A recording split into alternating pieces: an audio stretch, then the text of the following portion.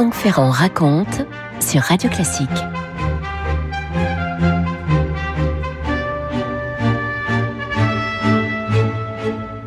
Nous sommes à l'été 1587 sur les eaux, on peut dire les eaux capricieuses de l'Atlantique. Une petite escadre de 3 bateaux, toutes voiles dehors, est en train de progresser à vive allure en direction du Nouveau Monde. Sur les ponts, dans les cales, quelques 117 colons anglais. Il y a là une petite vingtaine de femmes, il y a quelques enfants et puis pas mal d'hommes, bien sûr, censés savoir cultiver la terre, savoir construire des bâtisses, défendre une palissade. Vous avez bien compris que tous ces gens ont quitté l'Angleterre pour prendre part à une entreprise hardie qui est d'aller bâtir en Amérique du Nord une nouvelle colonie. On est en 1587, vous savez, ce sont les tout premiers pionniers.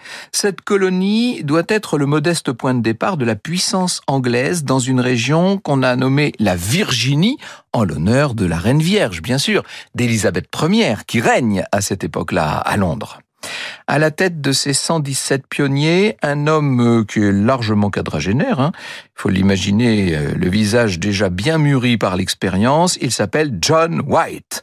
Ce personnage a l'âme trempée d'un aventurier, il a aussi l'âme artiste, disons-le, on le sait dessinateur, excellent cartographe, et il a quand même sur ses épaules, John White, une terrible pression, puisque c'est le favori de la reine en personne, c'est Walter Raleigh qui lui a donné son ordre de mission. Il s'agit donc, dans un premier temps, d'aller chercher un petit groupe resté d'une autre expédition, une expédition précédente. C'était l'année d'avant, d'ailleurs. Ce petit groupe est resté sur une île toute proche de la côte. Cette île, et vous allez en entendre parler pas mal aujourd'hui, cette île, c'est Roanoke.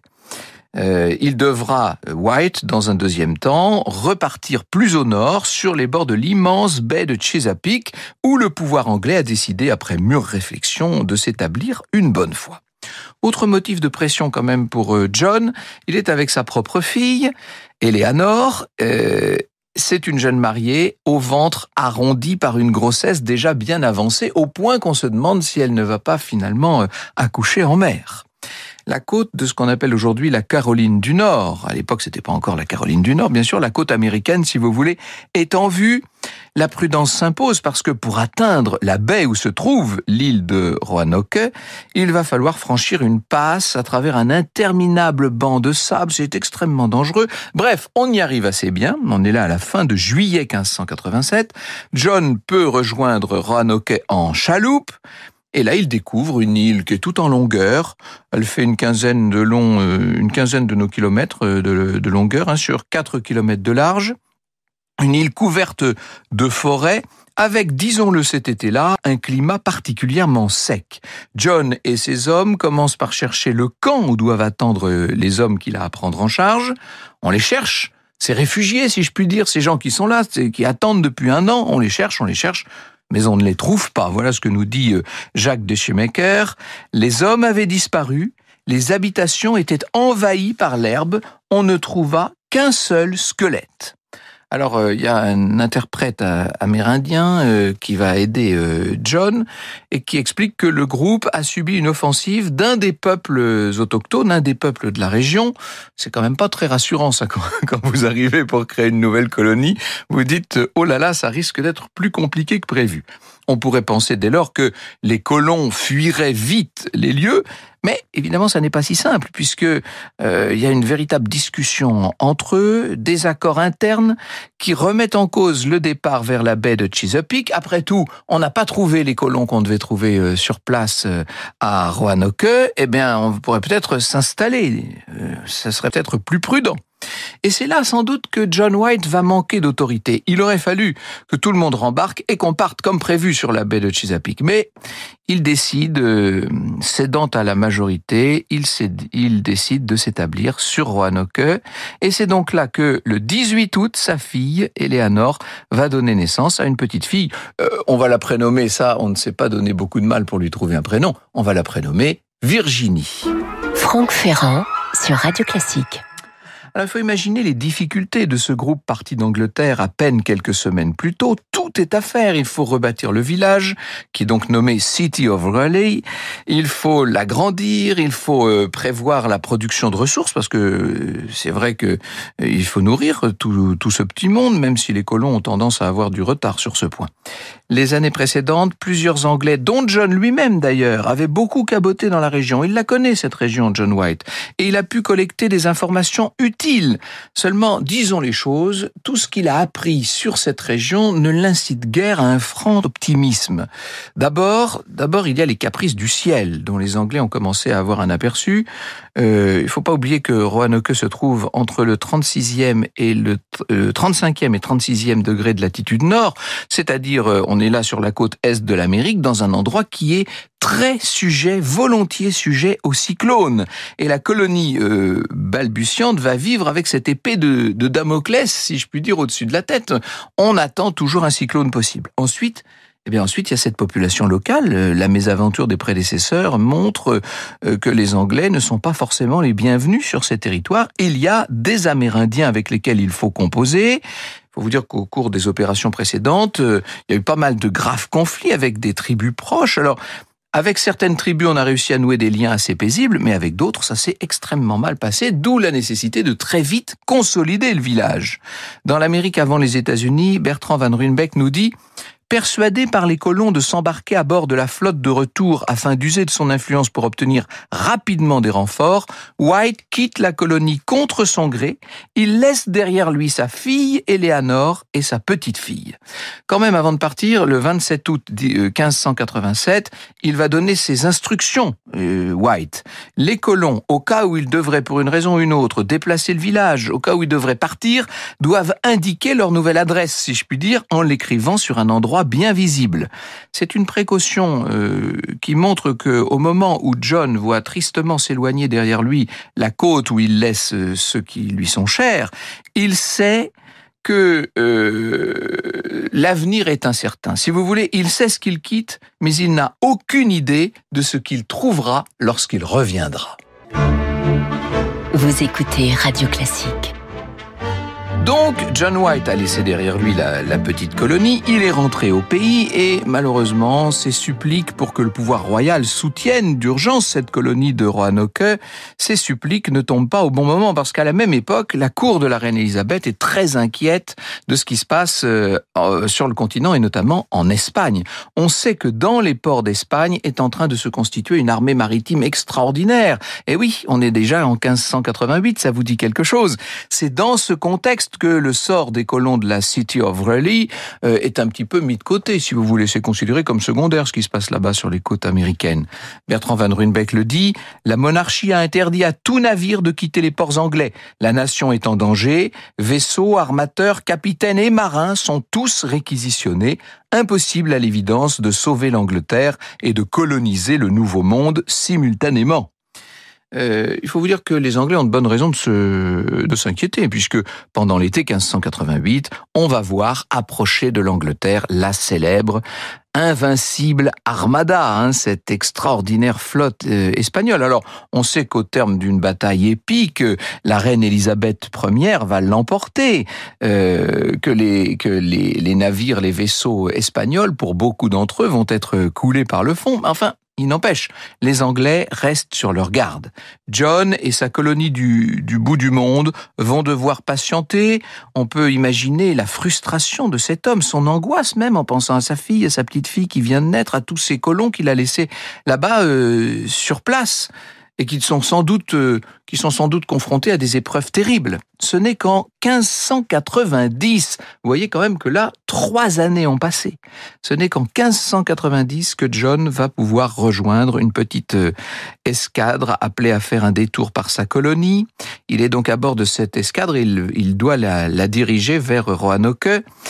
Alors, c'est la traversée de l'Atlantique, bien sûr. C'est de nouveau l'entrée dans cette fameuse baie qu'il désespérait de jamais revoir. Et enfin, le voilà qui approche du village des colons, du village qu'il a laissé derrière lui 3 ans et demi plus tôt maintenant. On est au nord de Roanoke. Pour annoncer sa venue, précise Jacques Deschemaker, John fait tirer des coups de fusil. La houle secoue vivement les embarcations. Un essai pour rejoindre la côte se passe très mal puisque plusieurs hommes vont être avalés littéralement par les eaux déchaînées. Bref, il faut renoncer, il faut attendre que ça se calme. Et c'est seulement le jour suivant que John, accompagné d'un petit groupe, va pouvoir rejoindre l'île.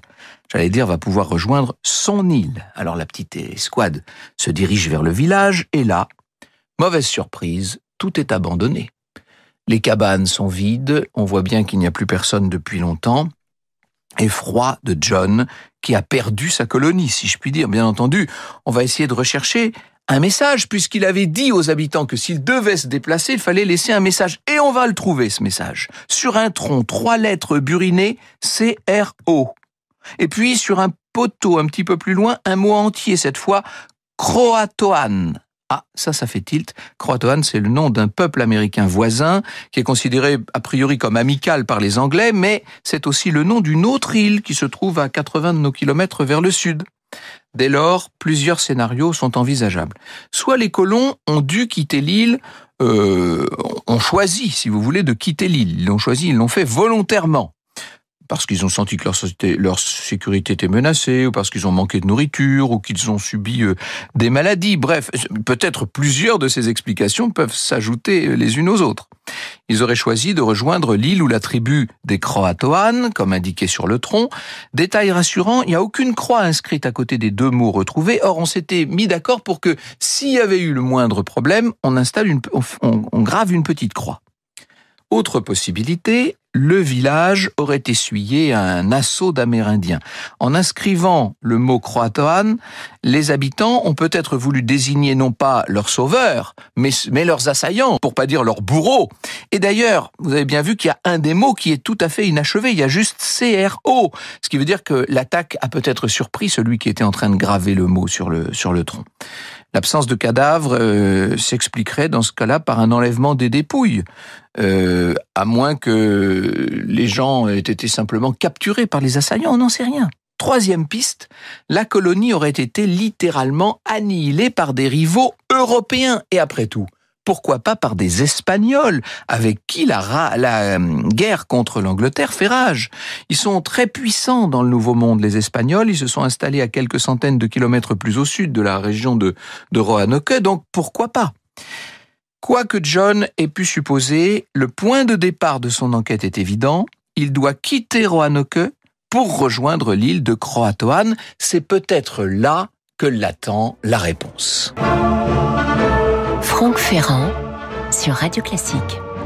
Donc, John White n'a pas le choix. Il doit rejoindre Croatoan pour retrouver la trace des colons de Roanoke, dont sa fille et son bébé, la petite Virginia, censée avoir 3 ans maintenant. Sauf que de nouveau, la météo s'en mêle, si je puis dire. Le voyage vers Croatoan paraît vraiment trop risqué et la décision qui suit est sans doute raisonnable, mais c'est une décision terrible. Faute de réserve pour pouvoir s'attarder, l'escadre va devoir suivre sa route et quitter la région. John White n'y reviendra jamais dans cette région. Le pouvoir anglais, qui a semble-t-il d'autres choses à fouetter, ne mandatera personne dans un premier temps pour rechercher les 117 colons perdus. John meurt en 1593 sans avoir jamais su ce qui était advenu de sa colonie disparue. Le souvenir des gens de City of Raleigh demeure cependant et des prospections seront lancées dans la région par les Anglais au début du XVIIe siècle. Vous voyez qu'on a quand même pris son temps. Et d'ailleurs, des prospections sans aucun résultat. Simplement, divers bruits, des informations plus ou moins vérifiables sont recueillis, notamment auprès des Amérindiens. Un chef de tribu aurait ainsi été reconnu. Une offensive des troupes contre les colons de Roanoke aurait pu avoir lieu. D'autres témoignages rapportent des histoires d'Européens en déshérence recueillis au sein de différentes tribus. Et on se dit que ces Européens pourraient être évidemment des rescapés de Roanoke ou voir leurs descendants. Tout ça n'est pas invraisemblable. Mais alors, pourquoi ces supposés survivants n'auraient-ils jamais donné aucun signe de vie? Franck Ferrand sur Radio Classique. Alors là, il y a plusieurs réponses qui sont possibles, encore une fois. Soit les colons secourus n'auraient pas été en état de contacter des Européens, Soit ils se seraient contentés de s'agréger aux Amérindiens, ou plus tragiquement, ils seraient vite morts, peut-être victimes des guerres entre les tribus rivales. Ces pistes sont intéressantes, mais elles sont fragiles. On manque pour savoir ce qui s'est passé d'éléments sûrs. De là ce mystère qui s'est perpétué, devenant en quelque sorte un des mythes fondateurs de la culture américaine. Si vous parlez de Roanoke aux Américains, ils comprennent tout de suite à quoi vous faites allusion. Pour expliquer la disparition des colons, il y a eu toutes sortes de thèses qui ont été développées au fil des années, dont certaines assez farfelues. Alors, à partir de 1937, des pierres gravées, qui ont été présentées comme des pierres de la fin du XVIe siècle, ont été mises au jour dans la région de Roanoke. Et sur un des messages, qui est supposé être d'Eleanor, donc la fille de John White, on parle du départ du groupe de Roanoke, on évoque sa destinée, quelques colons auraient survécu, la petite Virginia, elle, aurait été tuée. Problème, la plupart des spécialistes mettent en doute l'authenticité des pierres gravées en question. Plus récemment, une anthropologue qui s'appelle Lee Miller a développé une théorie sur les causes de l'échec de la colonie de Roanoke. Si on la lit, on voit que le désastre aurait été téléguidé en quelque sorte depuis la cour d'Angleterre, depuis la cour d'Élisabeth, en favorisant la tragédie des 117 colons. La coterie qui s'opposait à Walter Raleigh aurait voulu faire chuter le favori de la reine.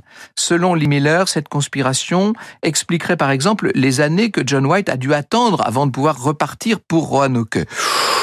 Entre nous soit dit, c'est une thèse qui a l'air quand même assez tirée par les cheveux. Et puis il y a une théorie plus récente qui a le vent en poupe, si je puis dire, puisque depuis 8 ans, une carte ancienne qui représente la région de Roanoke et de la Virginie, une carte laissée par John White lui-même, fait grand bruit. Des spécialistes y ont observé le dessin camouflé d'une position anglaise au fond d'une baie, assez loin à l'ouest de Roanoke. C'est là, dans ce qui a l'allure d'un petit fortin, que les rescapés de Roanoke auraient trouvé leur terre d'asile. C'est une idée séduisante, et d'autant plus que des traces d'une possible occupation anglaise contemporaine de ces faits ont été découvertes sur place, puisque bien sûr on est allé fouiller tout ça. Là aussi, disons les choses, il y a quand même un débat. Il y a beaucoup de gens qui ne veulent pas croire à cette thèse. Les Anglais ont fréquenté cette zone avant l'expédition de 1587 et les vestiges qu'on a trouvés pourraient donc dater d'avant. Ils l'avaient d'ailleurs quitté en raison de conflits meurtriers avec les Amérindiens, et il serait étonnant quand même que les colons de la City of Raleigh, supposés en quête d'un meilleur lieu que Roanoke pour s'établir, ait choisi précisément cet endroit qui avait déjà été identifié depuis longtemps comme très dangereux parce que sujet aux hostilités des autochtones. Bon, vous voyez que l'énigme reste ouverte. Après tout, c'est aussi le charme de ce genre d'affaires. Ça nous laisse conjecturer, imaginer, faire des plans sur la comète. On se dit qu'après tout, un mystère doit peut-être le rester. Vous écoutez Radio Classique.